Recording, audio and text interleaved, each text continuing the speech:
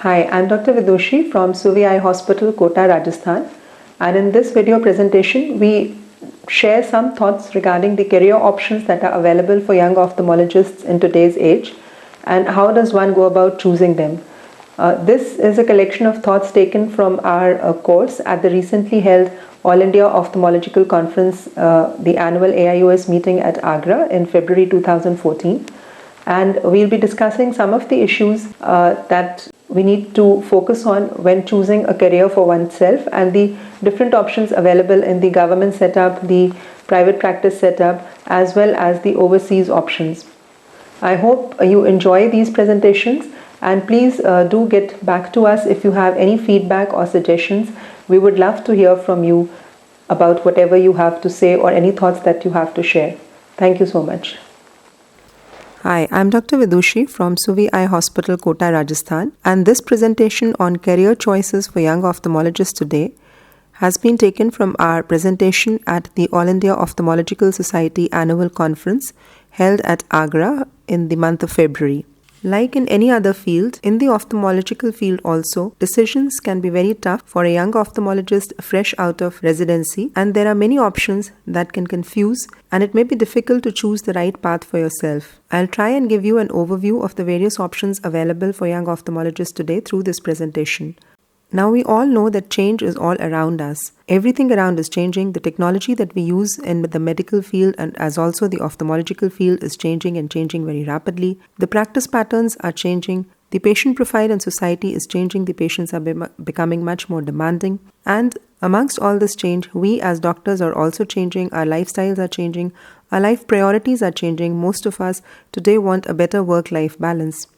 And among all this, sometimes lone doctors, especially those fresh out of their training, feel quite threatened by the various aspects that they have to deal with once they are out in the market. While your residency training may have prepared you for seeing, diagnosing and treating patients, it does not prepare you for a lot of other things that you need to deal with. And sometimes these lone doctors may feel as if they are being faced by a lot of sharks that they have no idea how to handle. Ophthalmology today in India is a growing field, unlike US and other industrialized countries, and it is becoming more wide-based. While 10-20 years ago, there were only a handful of centers all over the country which boasted of excellent services and latest surgical techniques, today good ophthalmic practices are available in small towns and cities as well, and this is gradually spreading. People are doing excellent work at various parts of the country, and this is good news for all of us.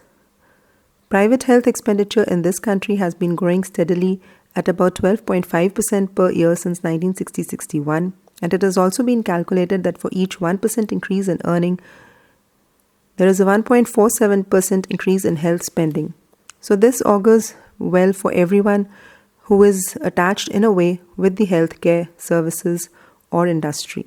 Also in India, the population is aging increasingly, and cataract surgery being the bread and butter for ophthalmologists, the number of cataract surgeries being performed is also steadily rising. While only about 5 lakh surgeries of cataract were done in about 1981-82, according to published surveys, this figure went up to 4.8 million in 2006. And a thing to note is that of all these cataract surgeries done, 60% even today are done in the charitable sector, and only the remaining 40% are done in the paid sector.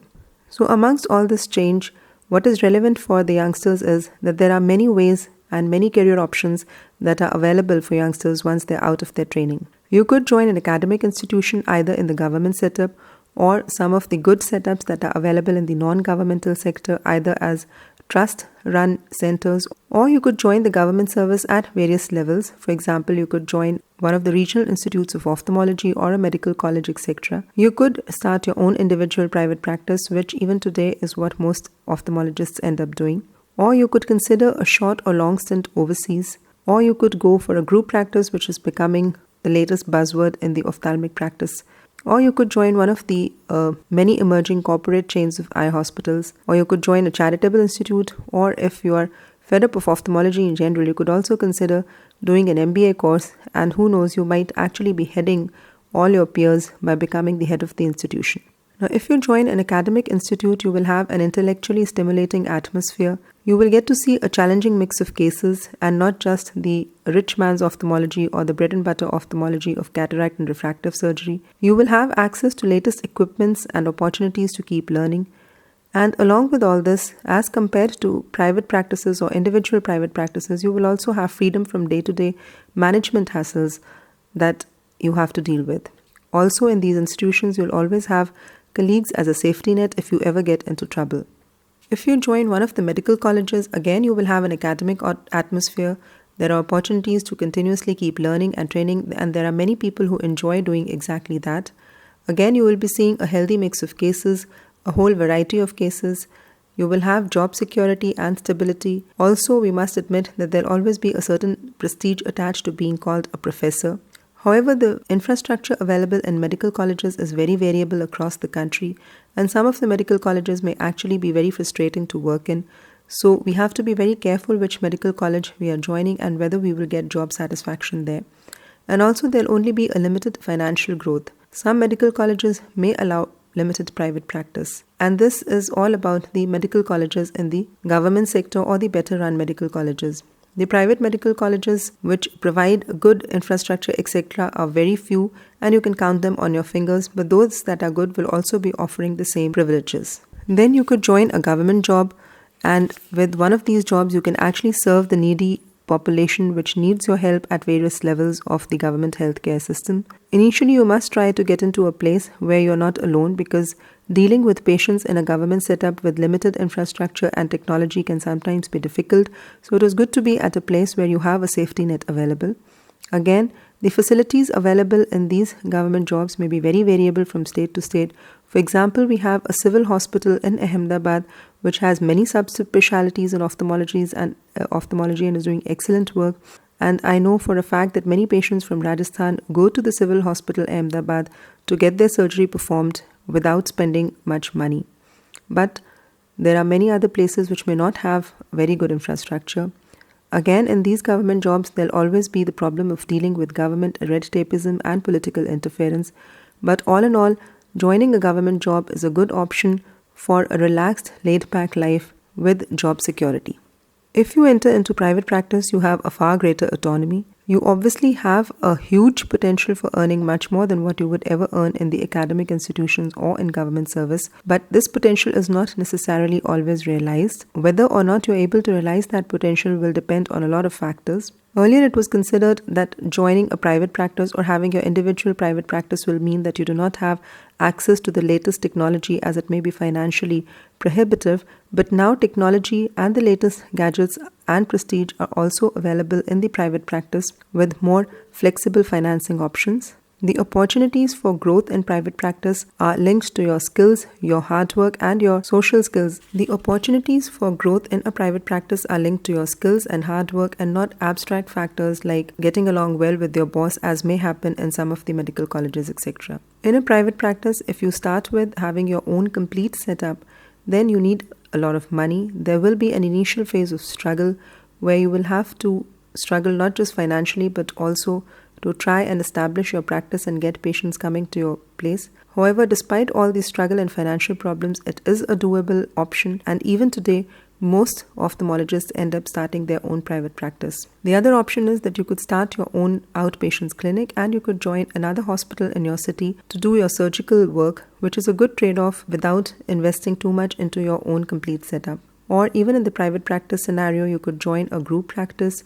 In larger cities, group practice is becoming commoner because of the ease of providing better patient service and extended hours of practice without compromising on your own personal life. Or another option for youngsters would be to join an established ophthalmologist of your area, a senior ophthalmologist. However, in the long term, if you are going to focus only on cataract and refractive surgery, this association may not last because of the same set of patients, etc.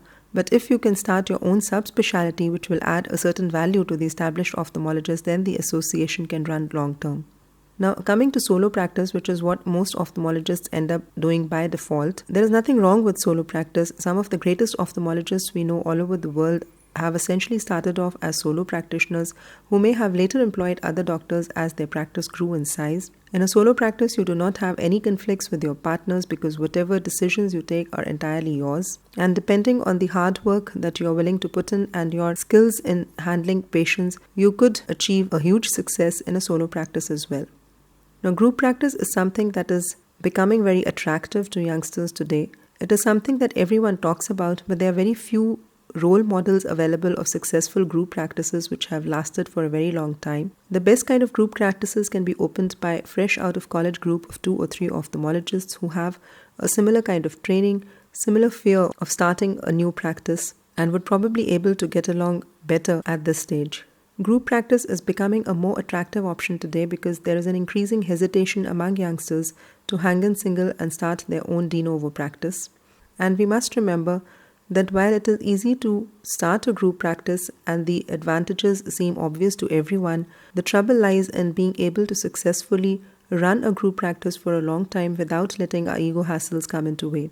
And we must remember that if you want to run a successful group practice, it is something like marriage, where you must keep your eyes wide open before marriage and choose the right partner for yourself, but then keep them half shut afterwards.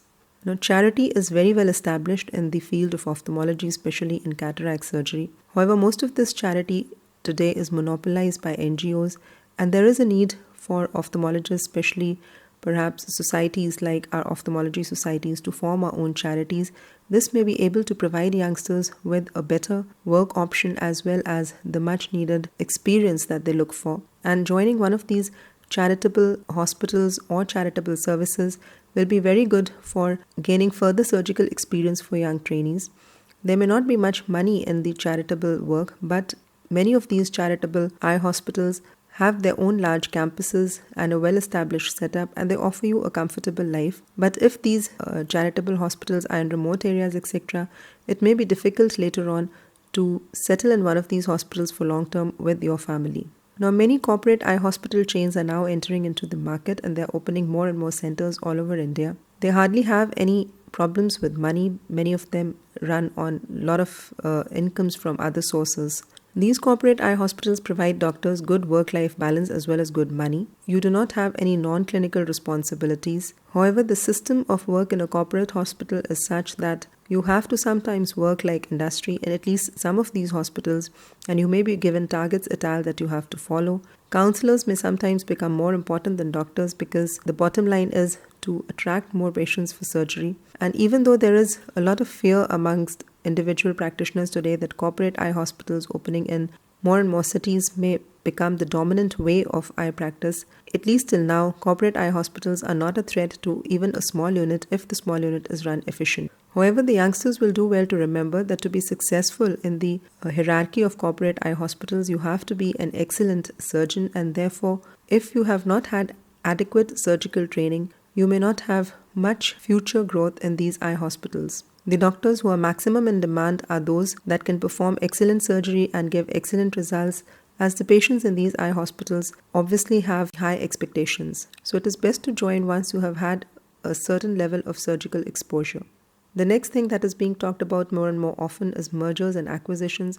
This may not be something very pertinent for youngsters, yet it is good to know that now many individual practices are being taken over by large corporate chains, and this provides the individual practitioners a way to get value out of the practices that they have created, even when they are not in a growing phase. It has, of course, generated a lot of buzz, but there are some things that may not necessarily be true when we are contemplating a merger with another chain. For example, it is not necessary that the billing will improve or the overheads will go down or that your staff will be better utilized or cut down or that reimbursements will increase if you have a merger, and it is not always necessary that the higher price management that comes in with these corporate chains is always better management. So to summarize, there are lots of jobs available today. Most of these jobs in the last 5 years have started offering very good salaries and perks to ophthalmologists, yet many of these jobs do not give you good work satisfaction, and at the same time it is becoming increasingly difficult for established practitioners or establishments to hire new doctors. So choose very carefully as to the job that you want to do, and always have a plan B ready if you're not happy with the job that you initially choose. Now, because private practice is what most ophthalmologists, high as 80% ophthalmologists end up doing, we need to be a little more conversant with what a private practice entails. If you want to do your own private practice individually, you need to be a hard worker, a people's person who enjoys interacting with people, because unless you can interact well with your patients today, even being an excellent surgeon will not go that far in satisfying your patients. You must be able to handle stress, because as an individual worker who has to handle the clinical, the surgical, the administrative part, you will definitely have moments of stress, and you need to be a multitasker who can handle all this by himself. And we must remember that many of the corporate chains, institutions, etc. that we see today also started as small practices and then scaled up further as their practices grew.